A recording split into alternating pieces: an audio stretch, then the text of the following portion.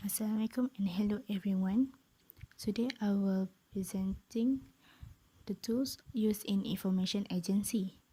There are three types of information agency, which is library, archives, and museum. In library, there are several tools needed to complete a catalog records, and each tools are used for different purposes.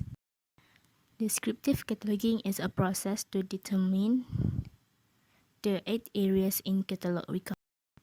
The tools for descriptive cataloging is Anglo-American Cataloging Rules 2, or famously known as AACR2.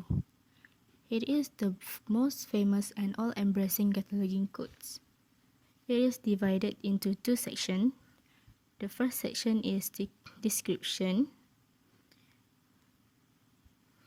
Section 2 is for choice of access point, heading for person, heading for corporate bodies, uniform title, and reference.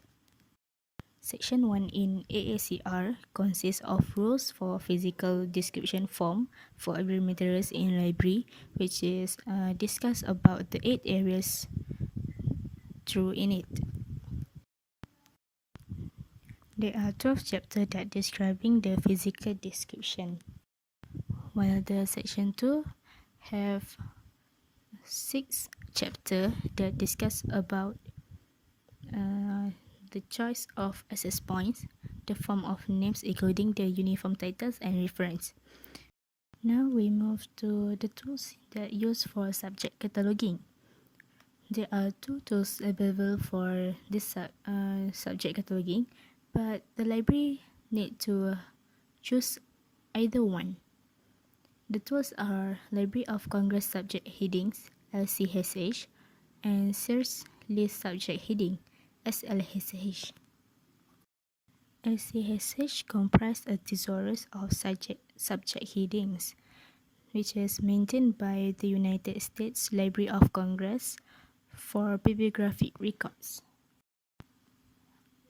It is applied to every item within a library's collection and facilitate a user's access to items in the catalog. The purpose of a CSH is provide subject access points to the bibliographic records. It is also available in three formats, which are print format, machine readable format, and microfiche. SLSH is known as tool for assigning standardized subject headings to all types of documents in a general small libraries having up to 20,000 titles in all subjects. It is provide patterns and instruction for adding new headings as they are required. In classification also, the library will only have to choose one scheme only, which is either Library of Congress Classification, LCC, Dewey Decimal Classification, DDC, or Universal Decimal Classification, UDC. But LCC and DDC are the famous tools used for classification in library.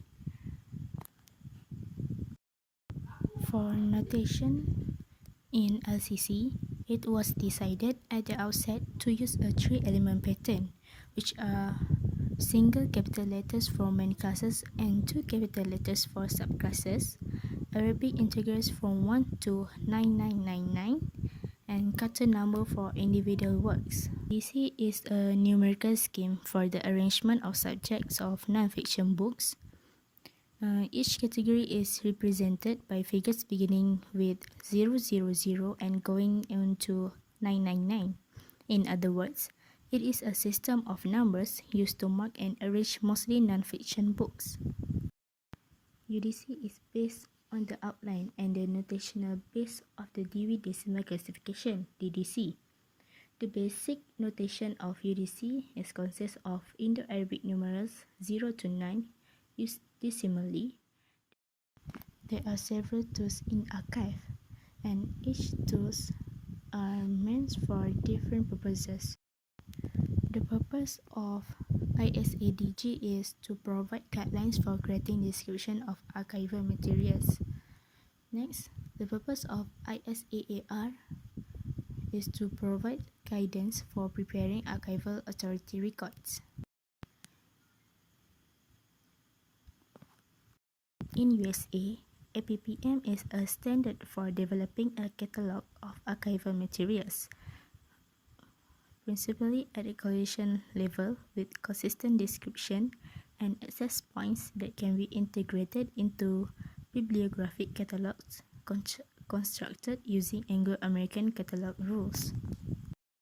While the DACS is an output-neutral set of rules for describing archives, personal papers, and manuscripts collection, it can be applied to all material types.